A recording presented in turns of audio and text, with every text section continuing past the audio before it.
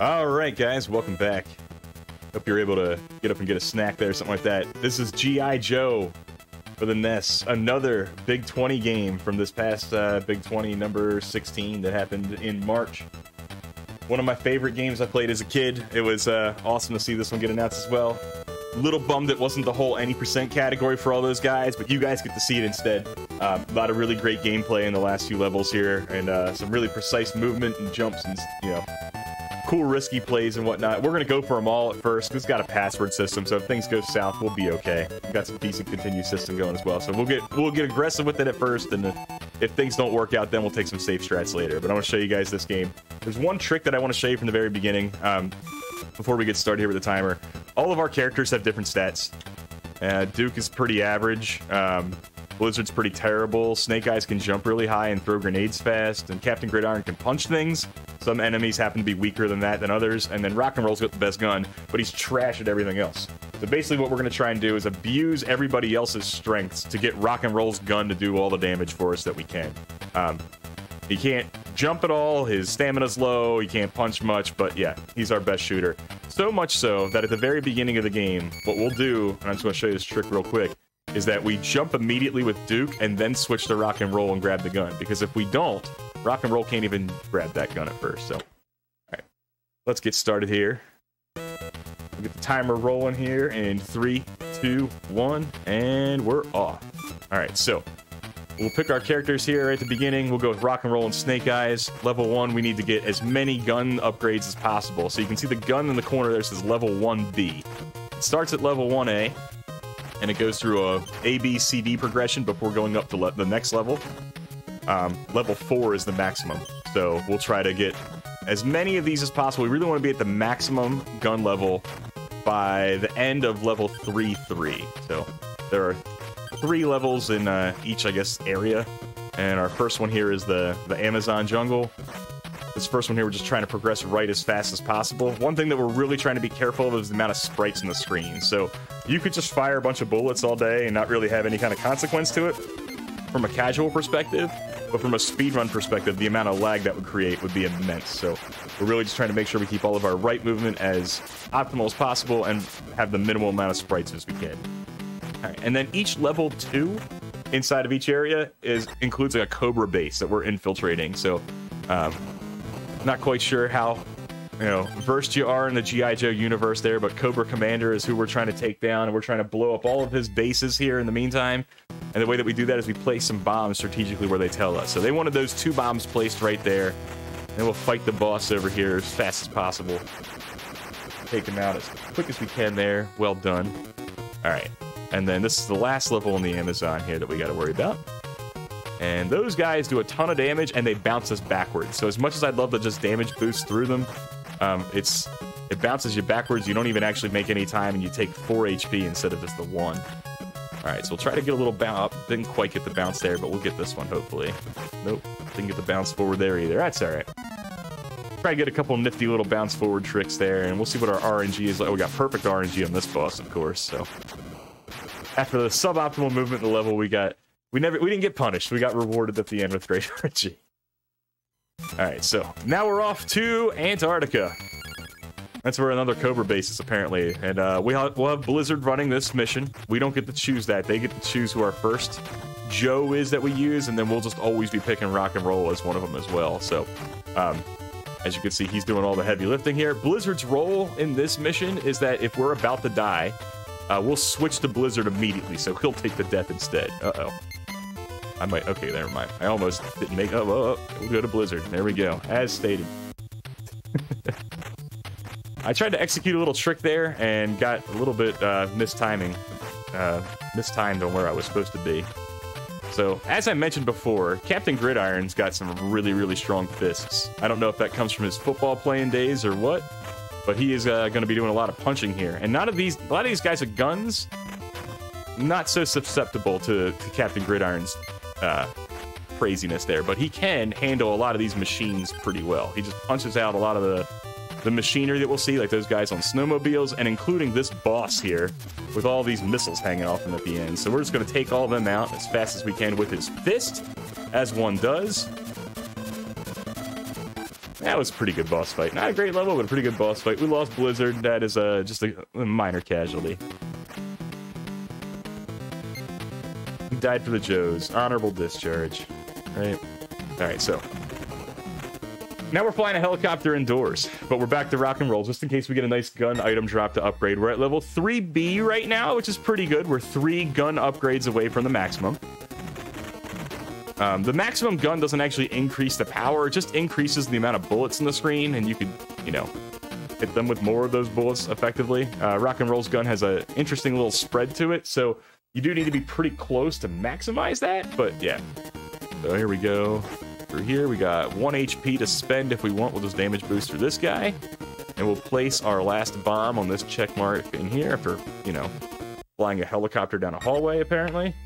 I don't know what the emissions of these things are like, or if they're electronic or what, but yeah. Craziness. Alright, and then we got these buzzbore enemies here. They're enemies right now, but in a few levels, you're going to see me have to drive one of these things, and they are brutal. But for now, we're just trying to inflict as much damage as we can as fast as humanly possible. And there we go. Cleaned up 3-2. And then this is the most precise level of a speedrun. This is where the most resets seem to happen for anyone grinding the any % category, because a lot of these jumps are super precise. I'm going to be a little safer there. I'm not going to just force it through. I can bounce off this guy, though.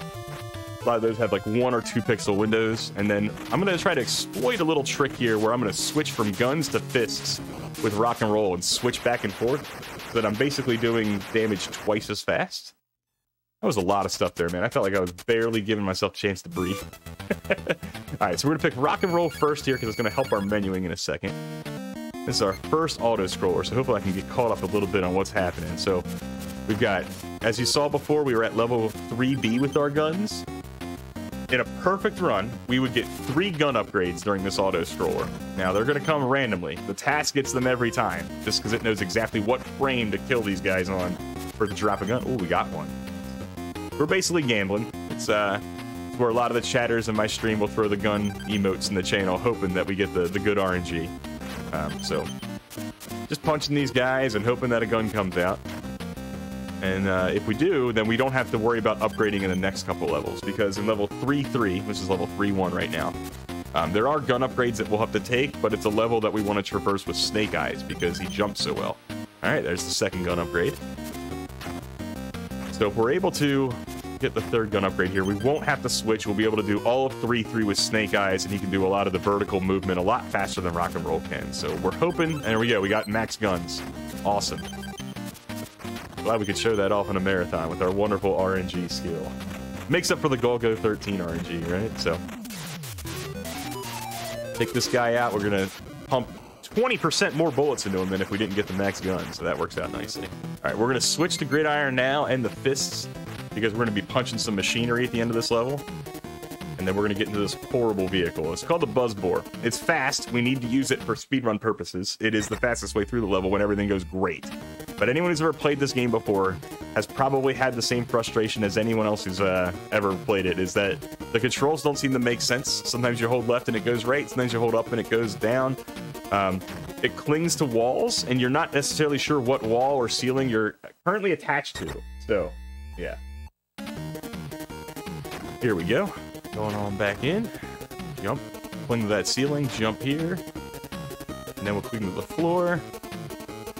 And then we'll jump over this guy. Ugh, stuck on the floor there. Alright. Then we have a couple places that we're going to damage boost through later, so it's really important that we slow down here and make sure that those guys are removed before we proceed, because we only get 3 HP in this thing, unlike the helicopter that gives us 4. We'll try a big jump there. Alright, good. So that gives us 2 spots effectively to damage boost. Yeah, I guess I was using the term death poorly there. They are unconscious. They're returned to base. There we go. Good enough.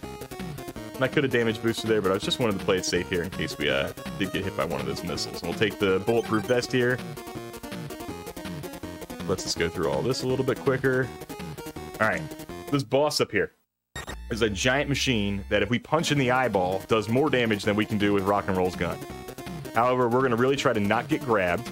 And then one other trick you're going to see me do besides punching the machine is if I happen to kill it, I'm going to take an intentional death with Captain Gridiron because it's faster and I can avoid the cutscene of beating the enemy. So we're going to try and punch this thing as fast as possible right in the eye as one does to all machines. And then we'll take an intentional death and avoid the rest of the animation here. That was a perfect boss fight. And by menuing and putting rock and roll first instead of Captain Gridiron, it starts us right here with Snake Eyes with the sword already out. And because we got that max gun already, we don't have to switch. We can just navigate this, including taking some intentional hits here to damage boost through those guys. Oop, got stuck there. All right, there we go. Go through that. And there we go. We're done all the climbs. We got a little bit more to traverse here. Whoa, whoa, whoa, whoa. Oh, watch out for this guy. There we go. Take out these birds. And switch to rock and roll with the big guns for the final boss. And this is where the big 20 category would end, is at this boss fight.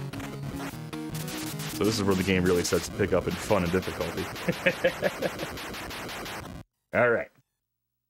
Next mission's to the Black Hills of North Dakota. Captain Gridiron's in charge. So he's bringing Snake Eyes and rock and roll again because they're the best. Alright, so we got a lot of vertical traversing to do here. Snake Eyes is our best jumper, but one thing that we like to do here is use Captain Gridiron at the beginning because you don't want to jump too high and have to wait for the character to land before you can kind of keep moving again. And Gridiron just jumps the perfect height for those first little bits of the level. Then we get in this ridiculous vehicle. Not sure what it's called. We'll never see it again. But it does allow us to jump and climb things quickly, and it does let us fight the boss with it. So we've got 5 HP to work with here, so we got... Oh, this took a little bit of damage, but we made it anyhow. That's 4-1. Alright, this is one of my favorite actual Cobra bases to solve. There's a lot of vertical climbing, so it's a lot of Snake Eyes movement, not a lot of gun stuff all the time, just really perfecting the movement and trying to time when things are going. We'll try to dodge this guy's bullet there. Perfect, got there right at the right moment. And we'll switch to rock and roll here. So it will be one of the guns, not the fists. That way we can actually make it up here to the top. Like I said, we got to place all of these bombs at the right locations that they've already predetermined for us. These wonderful check marks. I can't believe it. None of these guys inside the Cobra base have thought to themselves, I wonder what this check mark's for. And cleaned it up. Janitorial staff inside of the Cobra base, not what it used to be. Alright, so we'll come through here, take this guy out, and then we'll switch to Snake Eyes, and hopefully... alright. I was hoping not to take a hit there. That way, I could bounce off of that that flamethrower and come really far over here and damage boost to the left. But we seem to still make the fire wave just fine. So, not too much time lost. Just not the perfect trick execution. That's okay. Alright, can we make it through here with one hit? Nope. And take 2 there, but that's alright. Alright. Climb up and over. Alright, we got 5 HP here with Snake Eyes, which is pretty important. The boss fight here is very punishing to our characters if things don't go great. So we're hoping that we can maximize Snake Eyes climbing and then get to the boss and he can take 1 hit for us before we use Rock and Roll's massive firepower and maxed out gun to take out the strongest boss in the game. I don't think he's like the hardest boss in the game, but he definitely does the most damage, has the most HP, but, you know, things do get harder later with kind of the elements around him. So we gotta try and keep our elevation up here and just take out the boss as fast as we can. And, man, that's tough. I didn't want to take that second hit with Rock and Roll because it takes him down to 2 HP here, which means that we're only going to have 5 HP up here for this level. We're not going to need it for the level, but the boss can get a little bit tricky here. So we'll go down and grab this helicopter. This level's really easy. If you just kind of get the helicopter and minimize your lag and stay as close to the middle as possible as you thread the needle through these things, you should have 4 HP as you reach up here, so you can still damage boost for these guys just fine. And then this boss here, if you touch him, he does 3 damage. If you get hit with the laser beam, he does 3 damage. But if you get shot with a bullet there, it only does 1 damage. So we gotta switch here, though, because we were just cutting it too close. That's okay. Gridiron's gonna do some punching for us. There we go. Safety strats. We didn't want to lose Rock and Roll and have to do the whole level over. Plus, if we lose Rock and Roll, we lose some of the firepower for the next level. So, yeah. Alright, so here we are. Mission 5. Now Rock and Roll is going to lead the charge as we go to the Sahara Desert. This is our last main mission. Mission 6 is simply one level at a Cobra base, where we'll find Cobra Commander and have our ultimate showdown with him. So every single one of our characters has had a chance to lead the mission. Duke led the Amazon jungle, even though we never used him. Blizzard led the Antarctica mission, even though we only used him as a sacrifice. Snake Eyes led the New York mission. And then Captain Gridiron just led our our Black Hills mission. And now we've got Rock and Roll leading our Sahara mission. They all have had a chance to shine. Who leads mission 6, I wonder? Well, it's pretty much the only Joe that you've seen in this game so far that we haven't had a chance to use yet. Leave that there. Hopefully we don't have too many spoilers in chat. Guesses are fine. But if you know, see if you can let them figure it out. Alright, cool. Alright, and now we'll go through one of our tricky Cobra bases where we'll be using a buzz bore. I'm glad I was able to teach you guys about how to drive the buzz bore, because now you know. I'll let you guys figure that one out. Actually, I'm way more happy if we can use some now you know and knowing's half the battle jokes than getting too toxic with, you know, pork chop sandwiches and body massage. And that's not toxic. That's just dated, we'll say. I mean, they're all dated, but yeah. Way easier to find much more PG G.I. Joe references than the old E-Bombs World and Newgrounds videos.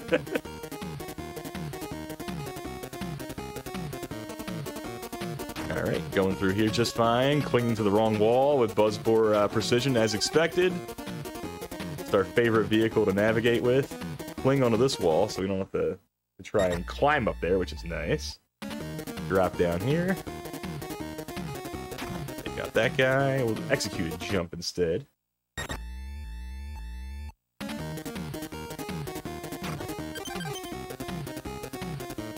we go. That guy out. This has been a really good 5-2. That's fine. Go through here. Perfect. Damage booster him once. That's all we need to do. And if we did this right, it will remember how much damage we hit. There we go. Perfect. And we still have an extra HP in pocket. This is a great level. So we can take the damage here from these stupid missiles if needed. Really guarding this last check mark. They really don't want you to put a bomb specifically there. So I wonder what's there. I have no idea. Alright, and this is the Destro map, by the way. We're not fighting Destro here. We're fighting some guy with a snake here. But the next level is our showdown with Destro. So if you're familiar with the G.I. Joe characters there, he is not the final boss, but he is predominant there. He's kind of like your Shredder to your Krang and whatever the robot is he's inside of that. Alright, so we'll jump up here, and then we'll start punching this guy in the face with Captain Gridiron. Take out the snake. And then it's my favorite level here, and we've now rescued General Hawk. Cousin to Specific Hawk. Alright. This level here is the showdown with Destro coming up. One of the most precise levels in the run where everything just kind of has to go perfect, and when it does, man, it is like speedrun bliss. That's what we do this for. Where everything just kind of works together and is perfectly crisp. And if it doesn't work out, you just immediately, you know, load state, try it again, because it's one of your favorite levels to do. This is one last spot here. Ooh, we had a stray bullet there. That was not great RNG. Alright. Time to use Rock and Roll's gun for the last time. Destro and his ship up here. Before we go find the main Cobra Commander headquarter base. And we're going to take an intentional death here with Rock and Roll if everything goes right, because that'll avoid a cutscene. Ah, not quite. Can I get down this one? There we go. At least we got there. And then leading our final mission is General Hawk. And then we're to pick Duke because he's faster menuing. Typical Japanese style is to pick the character that uses the menu less, right? That's why everyone uses the Japanese version for a lot of games. That's why we picked Duke in this last mission. He'll do nothing, but he has less letters in his name for that animation. Alright, we're gonna go up here and then we're gonna take 4 damage to rock and roll. Seems like a lot, but it's necessary. And we're gonna take 4 more damage with rock and roll. So he's down to 1 HP, and the reason why is, as you can see in the lower right, we have 8 check marks, 8 bombs to place inside of this mission. This is a huge, huge, huge Cobra headquarters that we're trying to take down. The last one, the final boss, right? It's the final showdown we got here. So we got to place all these bombs. Well, the 8th one, the routing for it, it's just really, really, really, really far away from where Cobra is. So we're just going to go grab that. Then we're going to take an intentional death. And then we'll get spawned at the beginning of the level, which is much closer, actually, to the exit than where that 8th check mark is. So right now, I'm just stocking up and making General Hawk super strong. And then what I'm going to do is I'm going to grab that 8th check mark. I'm going to switch to rock and roll, and he's going to take 1 hit and die immediately. So we save those grenades at the beginning to take that damage to get rock and roll down to 1 HP so that we can take a faster intentional death later. Because there's no pits to jump down in this level. So we have to actually take damage via guns and stuff. So I'm going to place all these here. Got 4 more bombs to place. There's one there. We got a snake all the way around.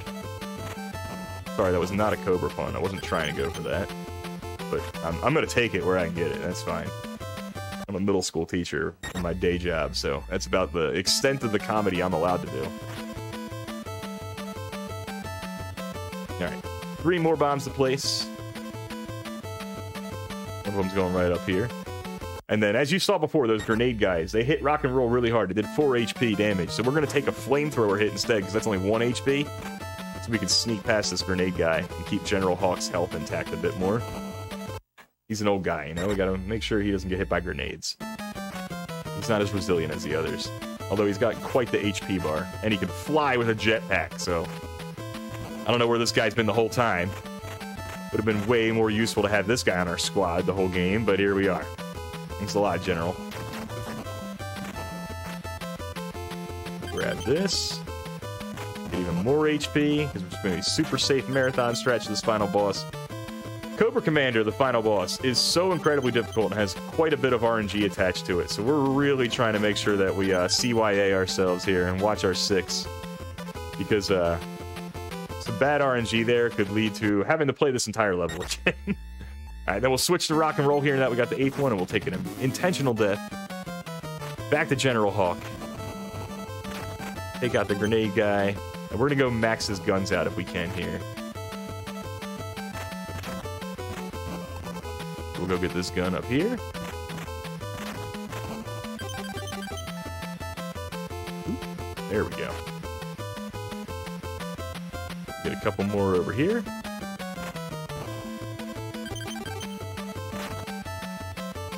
And a 4th one over here. There we go. He's got maximum guns now. He's going to do maximum damage. Time is going to happen when I kill the Cobra Commander, hopefully up here. Now, the left side grenades he throws do 4 HP, but the right side laser beam will turn us into a lizard for a moment in time. We're hoping that doesn't happen to us. We're hoping we get friendly RNG here and we don't lose General Hawk. The other thing that's brutal here is that you're pressing A to hover and tapping that a bunch of times while mashing B to shoot. So I'm using both my thumbs over there. So if I get turned into a lizard right over the pit, it's gonna be, never mind. It's just time anyway. We just took him out so fast. Well, then we died, but that's okay.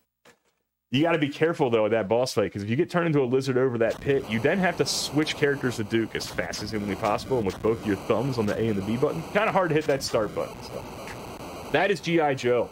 A lot of action. One of these games I really wish I had a commentator for.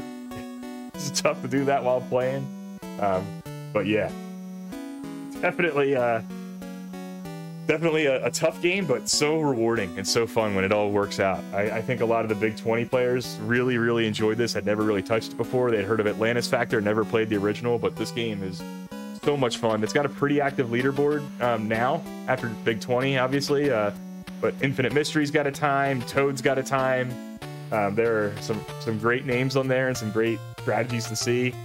There's only a little bit of RNG, so if that's not your thing, then good. They still got plenty of platforming and, you know, things that you can execute perfectly and manipulate to your liking. It's a really fun game. I definitely recommend it. I play a lot of silly games or games that can be quite frustrating. G.I. Joe is not one of them. I will just fire that up sometimes, not streaming, just to kind of play for fun, not even start the timer or record, just have some fun with it. So thanks so much for watching that one, guys. I'll be back with Skater Die 2. Cooler music, cooler thing in general. Skateboarding's way cooler than, well, maybe not cooler than guns. Way cooler than Funhouse, that's for sure. But we'll see Rodney and Lester and that whole story in just a minute. So see you guys soon.